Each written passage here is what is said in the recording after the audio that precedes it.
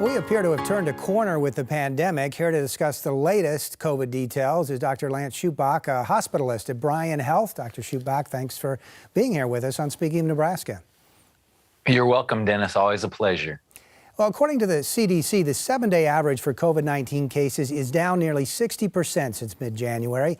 It appears we're past the worst of Omicron. But, Doctor, I want to ask you, are we out of the worst of the pandemic, do you think? There's bad news and good news. I'm pleased the numbers are going down, and we have much more powerful tools to control the pandemic.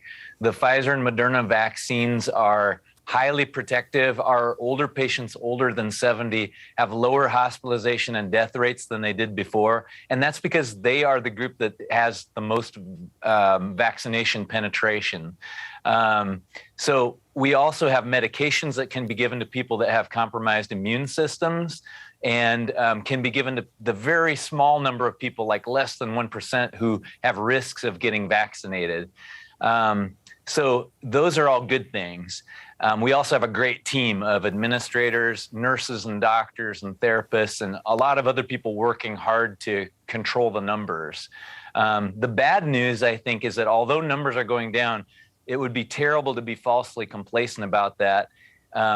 Denmark has a variant of Omicron that's much more dangerous than the one we're seeing, and it's going to come here. So people I know are very fatigued of hearing the bad news. I sure am. I'm tired of wearing masks. I'm tired of, having to give away some of my freedoms. But what we have to realize is until we all come together and do even better at suppressing the spread of the virus, it's going to keep mutating, and it's going to keep not only hurting and killing our neighbors, but it's congesting our hospital right now. Yesterday, I was taking the calls from out of Lincoln from 16 doctors who had patients that could not come into our hospital. And not all of those had COVID, but the extra 70 patients we have with COVID in our Bryan Hospital Medical Center right now are taking up all the extra room. So the true measure of when we can breathe easier will be when we have extra hospital beds that we can take the out-of-town patients like we used to. For the other 13 years I've been here, we've rarely had that situation where we can't find beds for people. So I'll breathe a lot easier when we band together and we suppress the virus so that we have room to bring those people in from out of town.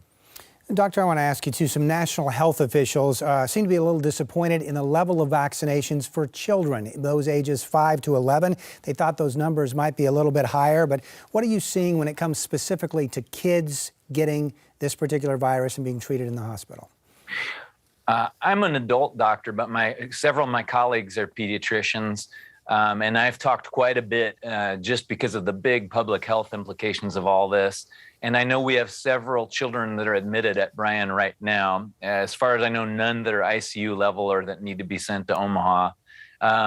We do hope that most people will choose to vaccinate their kids. My 3 school-age children are all vaccinated. They are in the 11 to 16-year-old age group, and I know the most recent request has been for kids younger than 5 to be able to be vaccinated. Dennis, the numbers are that there's about a 1 in 100,000 chance of a severe reaction to the vaccine. A kid's chance of getting hurt by COVID is much higher than that, more like 1 in 500 of having a serious problem with COVID. So the numbers are very clear that it's safer to vaccinate your kid than to let your kid get COVID. And so we hope people will take that to heart. We'll sit down and talk with a trusted medical provider, and will choose to get their kid vaccinated. And doctor, just 30 seconds or so left, so just a quick answer, but we've heard about the toll this is taking, the pandemic, on healthcare workers. What are you seeing at Bryan with your colleagues? I'm seeing good morale and a lot of support for one another. Bryan's a special place, and I'm privileged to work here. And I have had contact with friends from across the country that I did training with. There is compassion fatigue. There's a lot of difficulty coming into work every day. Some longtime Bryan employees have gone to travel nursing for the money, or and I do know of people that have left the profession. Yeah. By and large, though, we're hanging in there, and we have a great team that is keeping its morale up, but it's That's- increasingly difficult. That's good to hear. Dr. Lance Schupbach, hospitalist at Bryan Health, thanks so much for joining us today. You're very welcome anytime, Dennis. And I just hope people will listen to trusted sources of information like yours and band together and help us fight this common enemy, the virus. All right. Thank you, Doctor. And for the latest pandemic news, visit our website, nebraskapublicmedia.org/coronavirus.